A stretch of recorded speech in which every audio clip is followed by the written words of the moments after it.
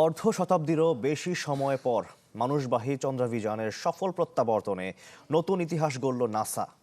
Artemis 2 মিশনের নভোচারীরা নিরাপদে পৃথিবীতে ফিরেছেন, যা ভবিষ্যতের চাঁদ ও মঙ্গল অভিযানের জন্য গুরুত্বপূর্ণ মাইল ফলক হিসেবে দেখা হচ্ছে। বাংলাদেশ সময় আজ শনিবার সকাল 6টা 7 মিনিটে প্রশান্ত মহাসাগরে প্যারাশুটের মাধ্যমে অবতরণ করেন 4 নভোচারী। পৃথিবীর বায়ুমণ্ডলে প্রবেশের সময় ঘন্টায় শব্দের গতির 35 গুণ বেগে ছুটে আসা মহাকাশযানটি তীব্র চাপ সহ্য করে নিরাপদ অবতরণ করে। এর আগে নির্ধারিত ধাপে প্রথমে ড্রগ প্যারাশুট এবং পরে প্রধান 3টি প্যারাশুট খুলে গতি কমিয়ে আনা হয়।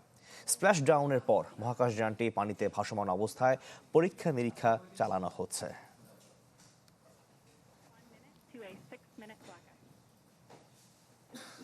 সময়ের সাথে সাথে দেখা দেয় নিত্য নতুন প্রয়োজন। রেডি থাকতে হয় প্রতি মুহূর্ত। তাই এলো ইনোভার, যেন আপনি লাইফে থাকেন রেডি প্রতিদিন।